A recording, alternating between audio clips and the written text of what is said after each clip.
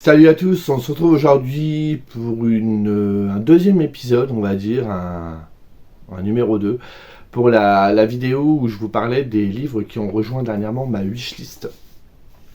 À l'heure actuelle, je ne sais pas si la vidéo vous a plu, parce que je suis en train de tourner la deuxième alors que je n'ai pas encore posté la première. Mais voilà, je fais ça, au moins ce sera fait, je serai à jour sur le sujet. Ça fait des semaines que j'y pensais et à chaque fois je me dis oh non, ça va intéresser personne. Et au final je me suis dit Laurent, on s'en fout, t'as envie de faire cette vidéo, fais-la. Voilà. Donc après, on verra bien, si elle marche pas, c'est pas grave, tant pis.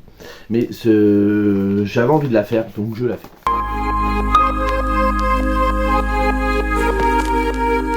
Donc, je vous ai parlé la dernière fois des 13 ou 14 premiers titres, il m'en restait encore autant, donc j'ai pas voulu tout mettre en une fois parce que je trouvais que ça commençait à faire un petit peu beaucoup. Donc ici, je vais vous parler de la deuxième partie de ces titres-là. Encore une fois, on va être dans plusieurs genres, dans plusieurs formats, dans des maisons d'édition connues ou moins connues, mais voilà, de vous faire un petit peu un carnet de route sur ce qui peut m'influencer et me donner envie au cours de mes pérégrinations en librairie ou sur les réseaux. On commence tout de suite. Alors ce titre-là, je l'avais vu sur Vinted, je l'avais mis en favori. Malheureusement, je l'avais pas pris tout de suite parce que j'essaie d'être raisonnable et de moins aller sur Vinted. J'essaye, je dis bien. Et du coup, j'ai dit, ça peut attendre un petit peu. J'ai déjà des titres dans cette thématique-là. Donc, on est sur des romans plus d'aventure. Le rend lisant avant d'en acheter. Au final, le livre s'est vendu. Je peux comprendre parce que la thématique a l'air d'être cool. Et c'est pas grave, je vais vous en parler. Vous connaissez peut-être, c'est de l'auteur James Rollins. C'est publié chez Pocket. Ça s'appelle La malédiction de Marco Polo. Donc, on sera sur un roman aventure historique. Ça fait partie d'une saga qui s'appelle Les aventures de la Sigma Force. Celui-ci est le 3e tome. On est en 1325. Marco Polo, en voyage en Chine, ça dure depuis plus de 20 ans et il rapporte un fabuleux récit. Mais il ne parle absolument pas sur des centaines de personnes qui l'ont accompagné et qui ont trouvé la mort durant l'expédition. De nos jours, au cœur de l'océan Indien, il y a une pandémie qui fait rage et il y a 2 agents de la Sigma Force qui se font prendre leur bateau d'assaut par des pirates dans lequel ils installent un étrange laboratoire et ils veulent étudier un virus qui s'appelle Judas. Est-ce que ce virus est un peu une réminiscence de celui de l'époque de Marco Polo? Entre les deux, il n'y a qu'un pas. Je vous laisse deviner voilà, sur quoi on va tourner autour de ce titre. Et ça m'a l'air plutôt sympa. Donc il y a un petit côté historique, un petit côté un petit peu médical, virus et tout. Ça peut changer. Je lis jamais ce genre de truc, donc ça peut être sympa. Petite maison d'édition également. On sera plus sur un espèce de livre documentaire, vous allez comprendre quand vous verrez le titre. Donc c'est publié chez Carnetopia, c'est de Philippe Pernaudet. Ça s'appelle Histoire folle et légendes du terroir français. Un livre qui va se découper en deux. D'un côté, vous aurez des légendes pures issues de l'imagination collective, voilà, un petit peu des superstitions, des croyances de l'époque qui ont donné naissance, par exemple, je sais pas, vu la couverture, je dirais au loup-garou ou la bête du Gévaudan, je ne sais pas. Et de l'autre côté, c'est des affaires criminelles qui ont fini avec le temps, je pense, et le bouche à oreille à un peu se déformer et devenir des légendes au fil du temps. Et je pense que l'auteur essaie de remonter aux origines de ces histoires. Donc ce sera voilà, des contes religieux ou païens de l'époque. Et entre autres, on nous cite la bête de Singlet qui sema la terreur en 1632 dans la région de Caen. La célébrissime bête du Gévaudan, vous voyez, tiens, sans le vouloir, je l'ai cité, sous le règne de Louis XV. Et voilà. C'est quelques exemples. Vous voyez un peu le style du roman. Moi, c'est genre un truc que je peux vraiment apprécier. J'en ai un d'ailleurs sur ma région, sur ma région, la Champagne-Ardenne. Je sais pas où il est d'ailleurs. Comme beaucoup de livres dans la bibliothèque, je sais pas où ils sont. Mais pareil, j'avais trouvé ça une fois. C'était à Nature et Découverte et je l'ai jamais sorti. Il faudrait que je le sorte d'ailleurs. Bref, c'est pas le sujet du show. Chez Faubourg Marigny est sorti il y a quelques semaines un livre de Esther Fox qui s'appelle La mystérieuse bibliothèque de Blackwood Abbey. Moi, c'est la couverture qui m'a tout de suite donné envie. Faubourg Marigny, moi je connaissais pas cette maison d'édition, c'est Margot qui m'en avait parlé parce qu'elle avait lu La vie qu'on m'a choisie, que j'ai trouvé d'occasion sur une brocante, que j'ai toujours pas lu, et que Margot avait plutôt apprécié, et en général, elle me disait qu'elle aimait bien les thématiques des différents livres qu'ils peuvent publier, donc j'avais dit que je tenterais, c'est toujours pas fait. Mais celui-ci a l'air d'être plutôt sympa. On est dans l'Angleterre après la Première Guerre mondiale et on suit une jeune femme qui hérite d'une mystérieuse bibliothèque et qui allait peupler de secrets. Donc elle a hérité d'un lieu qui s'appelle Blackwood Abbey et notamment à l'intérieur se trouve une bibliothèque. Alors c'est une ambiance assez bizarre dans cette demeure parce que déjà les serviteurs sont assez méfiants vis-à-vis de cette héroïne qui s'appelle Evie Radcliffe et qui a 23 ans et qui devient Lady Haworth. Donc voilà, les serviteurs sont plutôt réticents avec elle et dès qu'elle rentre dans la bibliothèque, elle sent qu'il y a comme une présence. Je ne sais pas si c'est des fantômes ou s'il y a Enfin, elle se sent pas bien dans cette pièce-là. Et on nous dit également qu'il y a des rumeurs qui tournent dans le village sur les anciens propriétaires de cette maison, et sur les fantômes et les malédictions, et sur un manuscrit énigmatique. Donc elle va tenter de percer les secrets de cette drôle de demeure. Alors ici c'est un podcast que j'avais écouté. Alors je ne sais plus, je sais que la présentatrice s'appelle Louise, je ne sais plus son nom de famille. Le podcast s'appelle In Power et elle interviewe des gens sur différents domaines. Ça peut être un cuisinier, je sais qu'elle avait fait une interview sur Joël Dicker. Là, c'était l'interview de Frédéric Lopez, le présentateur entre autres de Voyage en Terre Inconnue.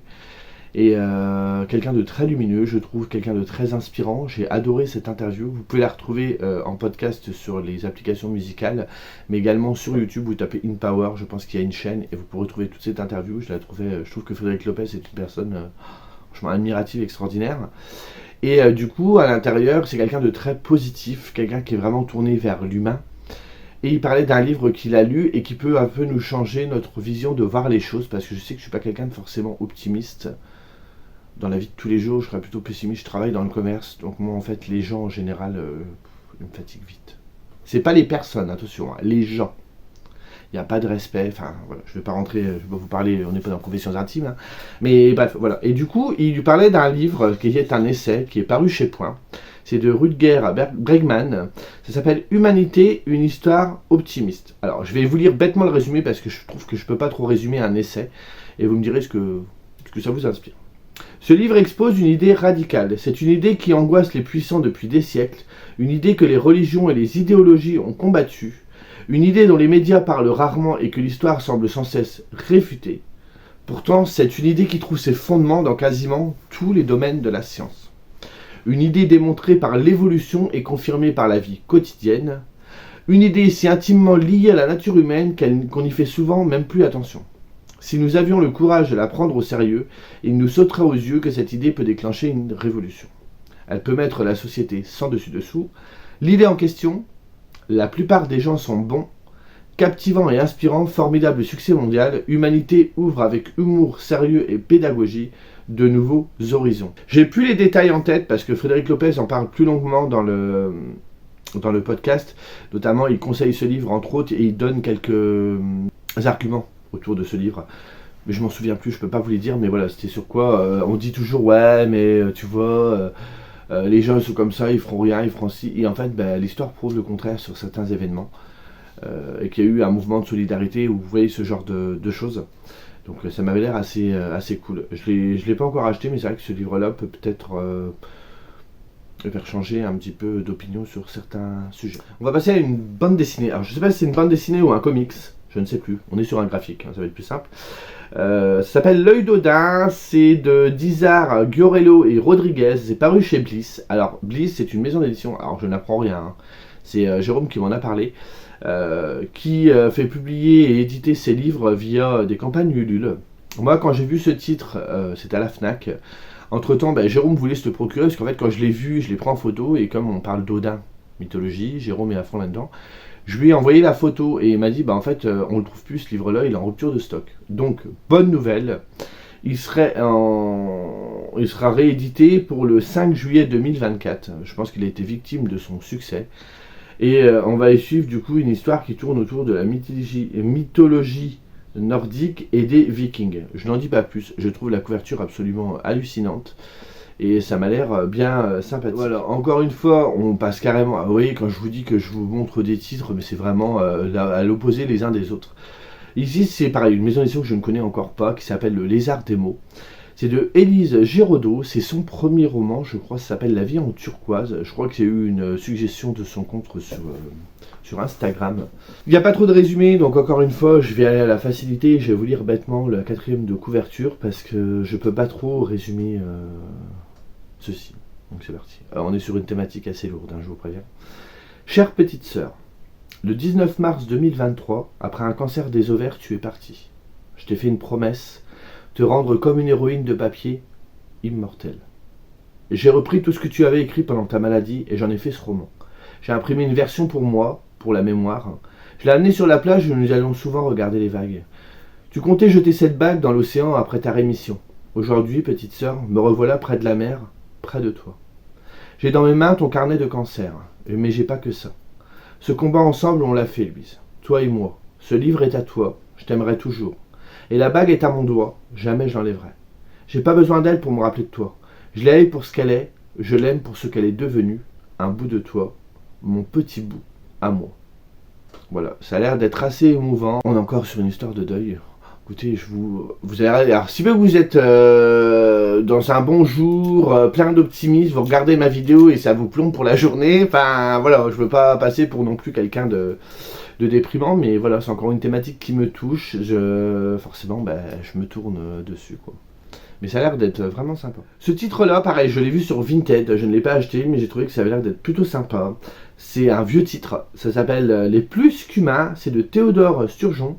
Alors moi j'avais une vieille couverture sur Vinted, j'ai trouvé une couverture beaucoup plus récente et qui est beaucoup moins belle. Parce que c'était des couvertures, vous savez, des J'ai lu épouvantes, qui sont beaucoup plus sympas. Ici, on est sur de la SF, on suit tout seul qu'un idiot congénital et analphabète, et qui cherche absolument à fuir le regard des autres, parce que je pense qu'on doit se moquer de lui. Il passe son temps à mendier ou à voler de la nourriture et il habite au cœur d'une forêt. Jusqu'au jour, il va se lier d'amitié avec un groupe d'enfants qui ont des dons étranges.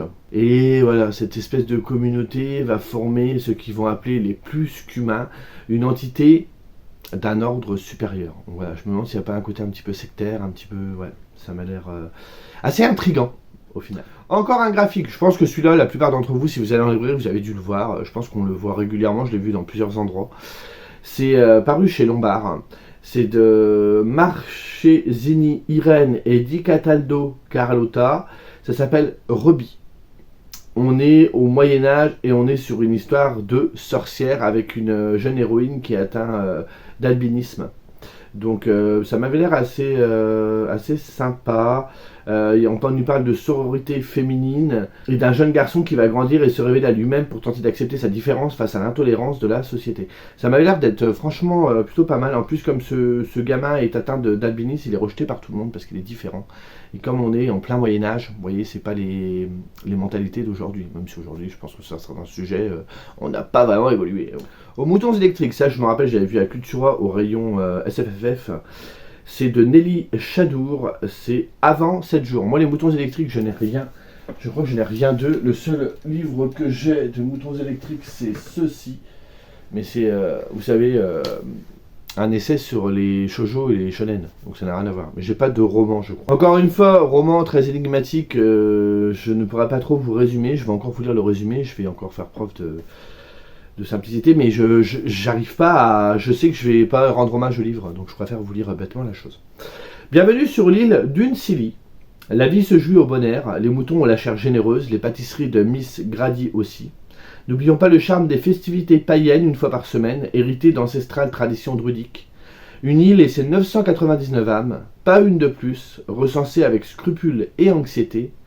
Gare à l'habitant de trop, s'il approche le cimetière après la fête. Voilà, on n'en sait pas trop, même la couverture est très énigmatique. J'ai vu que le livre il était en e-book également, mais je sais pas, j'ai pas trop compris sur le site où je l'ai vu, il a l'air d'être assez en version limitée, ou je ne sais pas trop quoi. J'ai pas tout vraiment saisi, parce que c'est un relié, donc j'ai pas tout compris. Mais bon, bref, je mets quand même, je ne sais pas si, de toute façon, je ne sais pas si je vais acheter tout ce que je vous montre, hein, bien évidemment, et si c'est le cas, ce sera sur plusieurs mois, voire années, et peut-être via le marché de l'occasion quand ça se présentera, mais je vais pas les acheter demain. Ça, je l'ai vu à la Fnac il y a un petit moment. D'ailleurs, je me souviens que je l'avais envoyé à Stéphanie parce que je sais qu'elle est assez fan, et à une amie à moi qui est fan de Corée. Donc, on est sur un roman coréen paru chez Piquet. Bon, ça ne surprendra personne. C'est de Lee Mi-hye. Ça s'appelle Le Grand Magasin des Rêves. Alors, il existe une ville où on peut se rendre quand on dort, dans son sommeil. Et dans cette ville, il y a un endroit qui s'appelle le Grand Magasin des Rêves. C'est un espèce de magasin qui est comme un bateau avec 4 étages. Et on nous vend tous les rêves imaginables. Donc rêves d'enfance, de voyage, de nourriture, cauchemars, songes prémonitoires ou songes consolateurs. Et il y a une jeune fille qui s'appelle Penny, qui vient de réussir son entretien d'embauche. Donc elle commence son travail à la réception. Et avec elle, on va découvrir un petit peu une foule d'humains et d'animaux qui viennent choisir les rêves qu'ils désirent vivre. Alors on est sur un roman un petit peu différent. Encore une fois, il y a cette vibes un petit peu asiatique, poétique, que moi j'aime bien. Ils ont toujours un ton un petit peu décalé par rapport à nous. Et du coup, ce livre aurait soi-disant conquis 1 million de lecteurs. Donc je me dis que ça peut être plutôt sympa à s'attarder dessus. On retourne sur autre chose encore une fois. On est sur un document. Celui, par contre, bon, ça ne vous surprendra pas encore une fois de moi. Ça s'appelle La psychologie des méchants. Le Joker, Hannibal Lecter, Dark Vador, Thanos, Voldemort en thérapie. C'est de Jérémy Galen et c'est publié à la maison d'édition L'Opportun. Où on va étudier un petit peu les grands méchants de l'industrie cinématographique. On nous dit un méchant, comment ça marche? Que serait un grand film sans son grand méchant? Un mauvais film, selon Jérémy Galen, créateur de la chaîne YouTube, va te faire suivre. Si ces méchants nous fascinent autant, c'est peut-être parce qu'ils sont l'incarnation d'une partie de notre personnalité, la part la plus sombre et par voie de conséquence, le symbole de notre humanité la plus imparfaite. Voldemort, Dark Vador, la Reine Sorcière ne sont-ils pas les vraies stars de Harry Potter, Star Wars ou Blanche-Neige et les 7 Nains? Aussi effrayants soient-ils, ils suscitent notre empathie et font briller les héros de ces sagas. Ils nous permettent aussi de prendre conscience de tout ce que notre éducation nous incite à rejeter, notre colère, notre violence, ainsi que nos pulsions. Moi, ça m'intéresse grandement parce que je vous ai toujours dit que moi, dans les romans, j'adore les méchants, surtout quand ils sont charismatiques. Parce que contrairement à un héros qui a une image un petit peu figée, un petit peu de tout blanc quand c'est assez manichéen, mais qui va toujours aller, on sait ce qu'il va faire, on sait qu'à la fin il va gagner, on sait toujours, voilà. Qu'un grand méchant, quand on connaît l'origine de pourquoi il est devenu méchant, il y a un côté psychologique hyper intéressant, et c'est toujours les personnages qui n'ont aucune limite. Et moi je trouve que c'est toujours assez fascinant. C'est que mon avis, bien évidemment. Avant-dernier titre, on arrive au bout. Celui-là, pareil, je pense que vous l'avez vu plusieurs fois passer. C'est sorti déjà un petit moment, parce que là en fait quand je vous ai fait les 2 vidéos, on commence toujours par le plus récent et là on arrive vers le plus éloigné en fait. C'est paru chez Bourgois, c'est de Mervyn Peake. Alors je crois que c'est une vieille saga qu'ils ont remis au goût du jour actuellement. C'est Titus d'Enfer, le cycle de Gormenghast. Donc Gormenghast, je crois que c'est une immense demeure à l'intérieur duquel va résonner les cris d'un nouveau-né. Ça faisait très longtemps qu'il n'y avait pas eu de bruit dans cette demeure et je pense qu'il n'y avait pas eu de nouveaux arrivants, on va dire. Ce nouveau-né est le futur 77e comte de Morganghast, Titus d'Enfer. Mais du coup, derrière tout ça, il y a plein de questions qui se posent. Quel est cet héritage auquel va avoir droit ce jeune Titus? Quel secret cache le fameux château? Qu'est-ce que sont les rituels, les cérémonies, ou encore qu'est-ce qui existe au-delà de ce château, on va dire.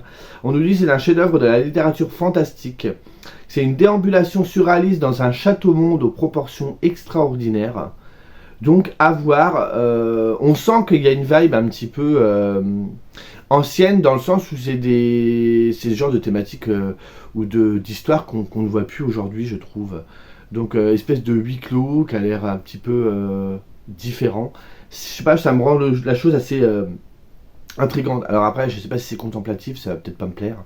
Je crois qu'il y a plusieurs tomes parce qu'on parle de cycles. Je ne sais pas combien il y en a. La couverture, j'aimais beaucoup ce titre un peu en rose avec les écritures un peu moyenâgeuses. Et la couverture n'en dit pas assez, mais je trouve que des fois c'est ce qui amène aussi à la curiosité et à vouloir retourner le livre pour lire la 4e de couverture. Pourquoi pas? Alors, c'est chez Bourgois. Je pense que Bourgois, c'est quand même eux qui ont des titres assez anciens. Je pense notamment c'est eux qui ont Le Seigneur des Anneaux, avec des superbes couvertures, des superbes illustrations. Je me souviens de les couvertures. Je crois que c'est un petit binôme qui est hyper fan, qui les avait trouvées avec moi dans une bourse aux livres. Et je crois que je les ai dans un intégral que j'avais acheté à France Loisirs il y a très longtemps. Que j'ai depuis racheté en poche, mais avec les illustrations. Bref, c'est pas le sujet, c'est d'autres sujets. Et le dernier titre. On est sur de la SF, on est sur de la dystopie, je pense. C'est au livre de poche. Pareil, c'est un vieux titre qu'ils ont remis au goût du jour. C'est de Kay Dick. Ça s'appelle E. Pareil, on va finir. Je suis une feignasse. Je vais vous lire bêtement le résumé parce que j'ai pas envie non plus de dire n'importe quoi. Ça commence par la mort d'un chien, par des bruits de pas étouffés, par la confiscation de livres, par le sac de la National Gallery purgé de ses œuvres. Puis viennent les miradors, érigés pour surveiller les côtes, et des hommes armés qui parcourent les campagnes en détruisant chaque œuvre d'art qu'ils dénichent, et ceux qui cherchent à les protéger. Ils capturent les dissidents, les écrivains, les peintres, les musiciens et même les célibataires et les couples sans enfants, lors de vastes rafles. Ils veulent soigner la société des personnalités subversives. Mais quelques survivants ont réussi à fonder en secret un havre de paix pour les réfugiés culturels, leur permettant de préserver leur art, de créer, d'aimer et de se souvenir, du moins jusqu'à ce qu'on les découvre ou qu'on les dénonce. Donc vous voyez la thématique, voilà, qu'il ne faut pas avoir, voilà, on est encore sur un petit peu stigmatiser certaines personnes, notamment ici à travers la culture, et pouvoir un peu gouverner et manipuler le monde. Donc récit un petit peu, alors je sais pas si on peut dire d'anticipation, mais assez intriguant. Je ne sais pas si, après moi j'ai toujours peur avec ce genre de récit que ce soit un peu trop froid. Je crois que c'est un récit qui date un peu, je ne sais pas si on a la date, au pire je vous la mettrai, mais il me semble que ça date un petit peu comme récit. Donc est-ce que encore aujourd'hui il peut faire preuve et être très actuel comme 1984 de George Orwell, ou pas du tout? Parce que moi j'ai lu Le meilleur démon de Aldous Huxley, j'ai trouvé que c'est un livre qui avait mal vieilli. Alors que George Orwell, bon j'ai pas tout lu, George Orwell, je vous avoue, je me confesse ici, j'ai lu 100 pages, ça m'a gavé, je l'ai refermé. Et tout le monde m'a dit mais non, faut que tu le reprennes, c'est vachement bien. Mais c'est vrai qu'après, malgré tout, c'était peut-être pas le bon moment, mais malgré tout, de ce que j'en ai lu, l'auteur avait vu la date à laquelle ça a été publié, était assez visionnaire sur notre monde actuel en fait. Donc voilà, je retente un jour, ou peut-être sous un autre format, il existe aussi des BD et tout. Enfin bref. Désolé voilà pour la suite et fin de cette vidéo sur la thématique de ce qui a rejoint ma wishlist. J'espère que ça vous aura plu. Là voilà, j'ai voulu, sans le vouloir, changer un petit peu. J'ai juste voulu étendre cette idée que j'avais fait dans les vlogs. J'espère que ça vous aura plu. Il y a peut-être des titres là-dedans qui vous ont titillé. N'hésitez pas à m'en parler. Et je vous dis à plus tard. Salut.